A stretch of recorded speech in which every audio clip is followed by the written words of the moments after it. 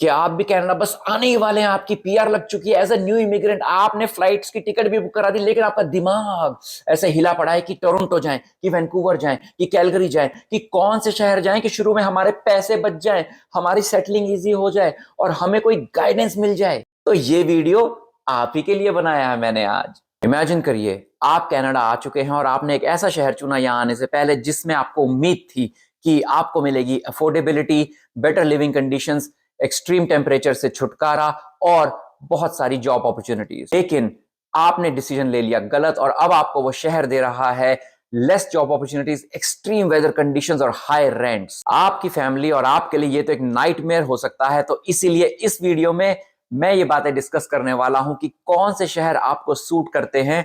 हम बात करेंगे टॉप के जो 3-4 शहर हैं कनाडा में जिसके बारे में सब बात करते हैं, लेकिन उसके अलावा मेरे कुछ सजेशंस आपके लिए इस वीडियो में कि उन शहरों को भी आप कंसीडर कर सकते हैं। और हम बात करेंगे कुछ फैक्टर्स की, जैसे कि climate conditions, job opportunities, living cost वगैरह वगैरह वगैरह।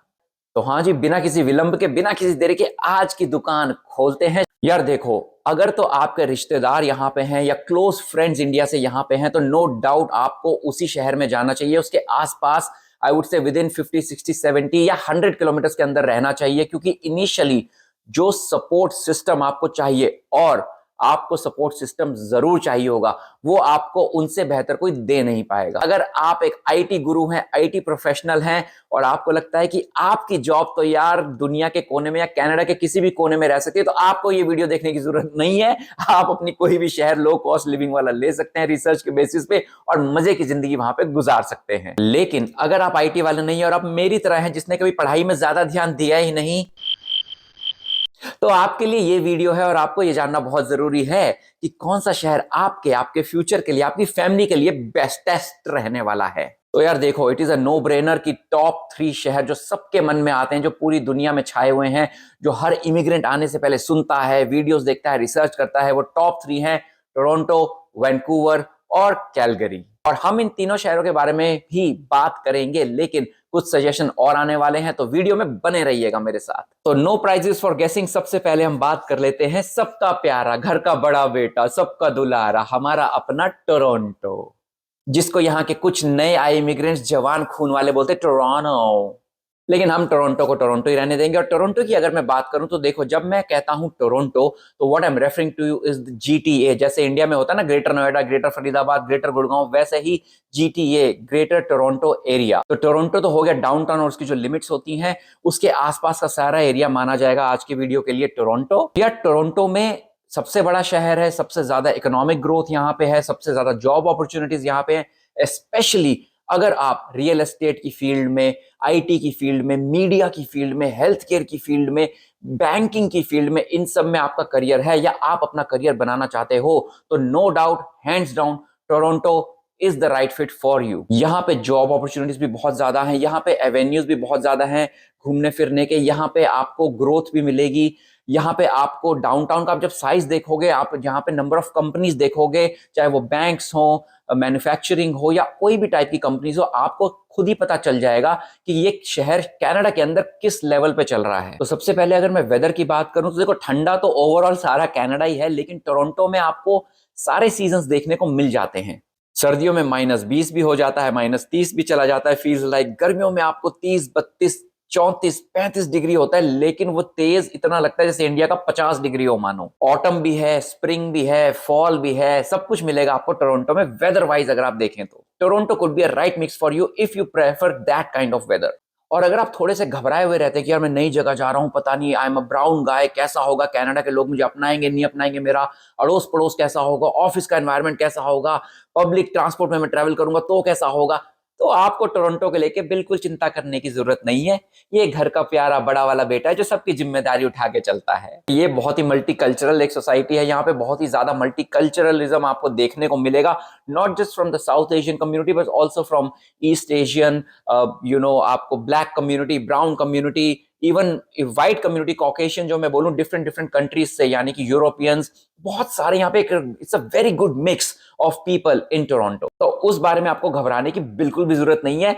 आप यहाँ पे आओगे तो आपको बोला, अरे आधा इंडिया तो टोरंटो में ही बैठा हुआ है। तो टोरंटो जीटीए की एक बात मैं आपको बता दूं कि more than 50% of people living here are born outside of Canada, यानी कि वो एक ना एक पॉइंट पे इमिग्रेंट्स थे, वो बाहर से आए हैं, तो आपको सोसाइटी के अंदर घुलने मिलने में कोई भी दिक्कत नहीं होने वाली है। लेकिन बाबू, जहां इतना कुछ अच्छा होता है वहां उसकी कीमत भी चुकानी पड़ती है, ये हम सब जानते हैं। इसी तरह जिंदगी काम करती है। टोरंटो मल्टीकल्चरल है, वेदर भी आपको सारे मिल जाएंगे, अपॉर्चुनिटीज भी जॉब की मिल जाएंगी, सब कुछ हो सकता है, लेकिन it comes with a trade off, it comes with a high cost. और वो हाई कॉस्ट है हाई कॉस्ट, यानी कि यहाँ पे किराए पे अगर आप रहोगे तो वो भी महंगा पड़ता है काफी। अगर आप घर खरीदने की सोचो तो एवरेज होम प्राइस जो है वो भी ज्यादा है compare to other provinces, other बड़े शहरों से।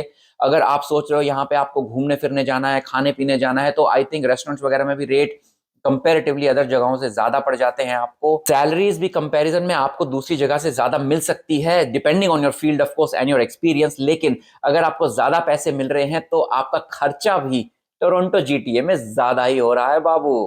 तो ये डिसीजन लेना कि आपका income to expense ratio, family budget और ये सब क्या होने वाला है टोरंटो में, इसके बारे में हम एक और वीडियो में बात कर सकते हैं डिटेल में, या आप बहुत सारे वीडियोस अभी भी दूसरे इन्फ्लुएंसर्स के देख सकते हो, रिसर्च कर सकते हो, चैट जीपीटी, गूगल जेमिनाई, किसी से भी पूछ सकते हो। सो टोरंटो इज फॉर यू। जो हमने फैक्टर्स डिस्कस किया, अगर वो सब आपकी प्रायोरिटी है और specifically job growth, career growth ये आपकी प्रायोरिटी है, तो Toronto and GTA can be a perfect mix for you. आज अब बात कर लेते हैं एक ऐसे शहर की जहां के लोग जब भी टोरंटो आते हैं तो कहते हैं, हे भगवान तुम यहाँ पे रहते कैसे हो, बस कंक्रीट है, कुछ घूमने के लिए नहीं है, कुछ देखने के लिए नहीं है, पता नहीं कैसे अपना जीवन गुजार रहे हो तुम यहाँ पे, हट टोरंटो वाले। अभी तक अगर आपने गेस नहीं किया तो मैं बता दूं, उस शहर का नाम है वैंकूवर। हाँ जी, वैंकूवर आपको पड़ जाता है पैसिफिक साइड यानी कि वेस्ट साइड में। और वैंकूवर की तो क्या कहने, सब जानते हैं, खूबसूरत शहर है। एक तरफ पहाड़, एक तरफ पैसिफिक ओशन, बीच में शहर, वाह वाह वाह वाह वाह। ये घर की वो बेटी है जब को सब कोई उसको दुलार करते हैं, सब उसको प्यारा प्यारा सोनू बेबी बोलते हैं, उसका सब ख्याल रखते हैं। वैसी सुंदर घर की प्यारी संस्कारी बिटिया हमारी वैंकूवर। वैंकूवर की वेदर की अगर मैं बात कर लूं तो देखो, वहां पे ठंड होती है, क्योंकि कनाडा में सब जगह ठंड होती है, लेकिन टोरंटो के कंपैरिजन में वहां पे ठंड इतनी ज्यादा नहीं होती। एक्सट्रीम कोल्ड आपको वहां पे नहीं मिलेगा, लेकिन आपको एक्सट्रीम बारिश वहां पे जरूर मिलेगी। वैंकूवर की बरसात आप मुंबई की तरह या लंदन की तरह बोल सकते हैं कि भाई कब पता नहीं कब बरस जाए। अगर आपको थोड़ा कम सर्दियां चाहिए, थोड़ा वार्मर क्लाइमेट चाहिए, तो I would say Vancouver would be the right choice for you.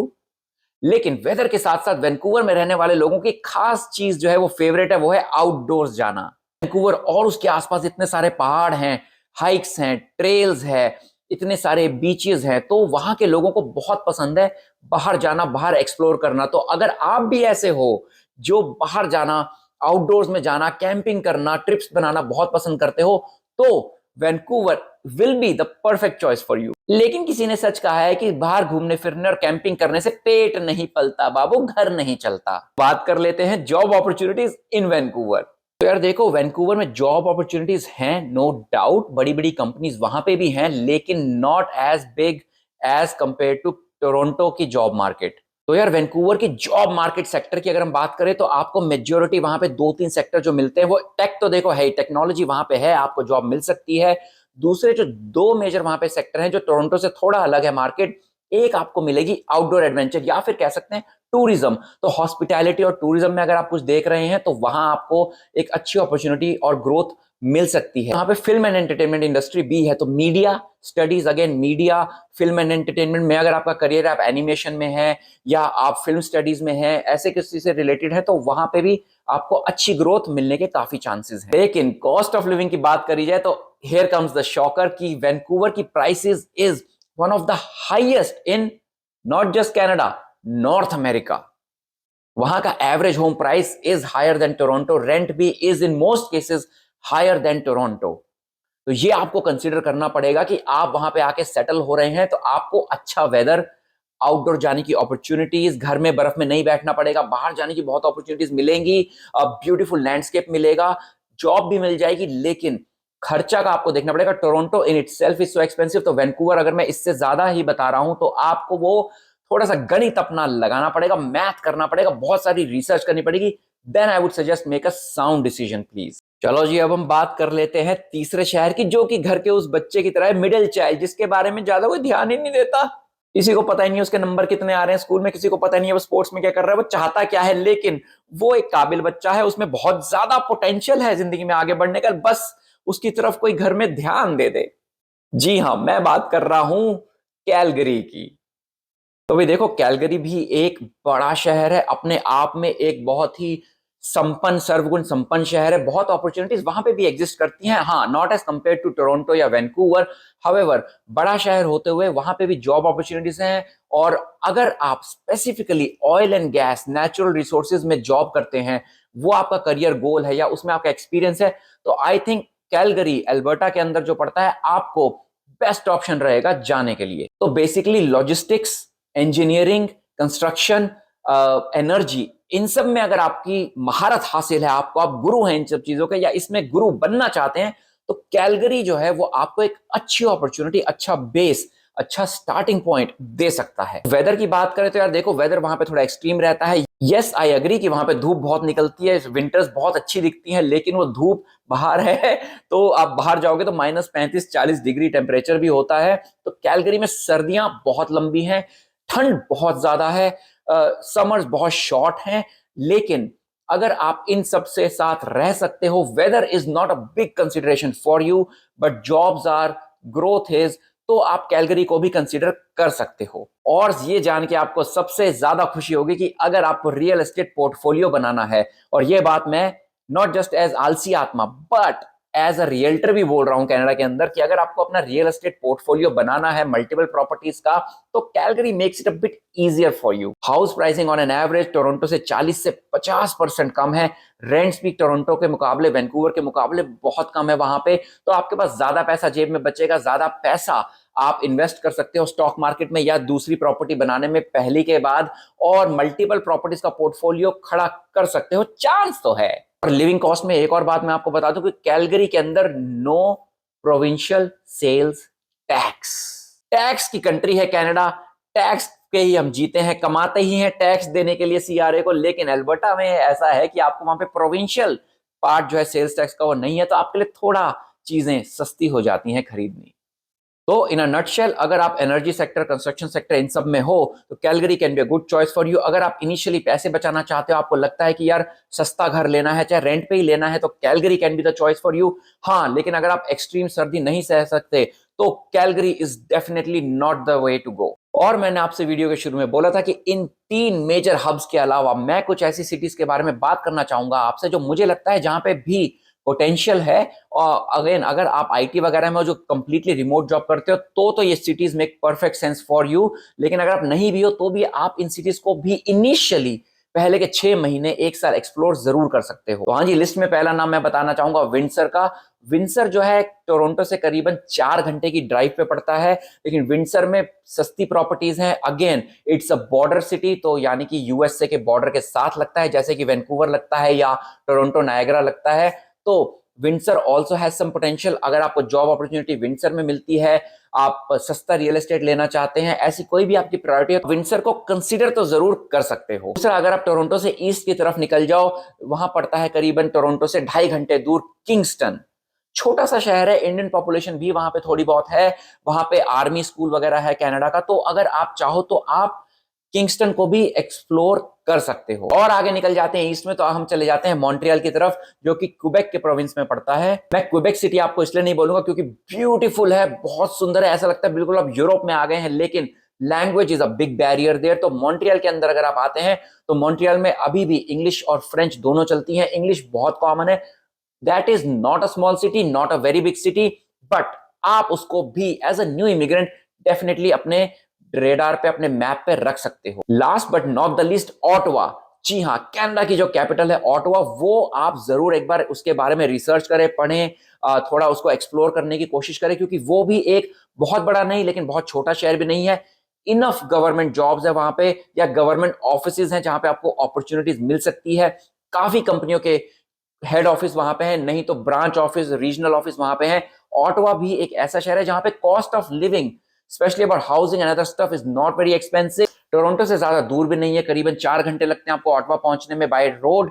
और Ottawa is, I think, a very strong contender in this list. Sir, एक बार इस वीडियो को रिकैप कर लेते हैं और ये देख लेते हैं कि कौन सा शहर मेजर टॉप 3 हब जो मैंने बताया उसमें से किस प्रायोरिटी के ऊपर आपको देखना चाहिए। Choose Toronto if job opportunities and growth is your main focus.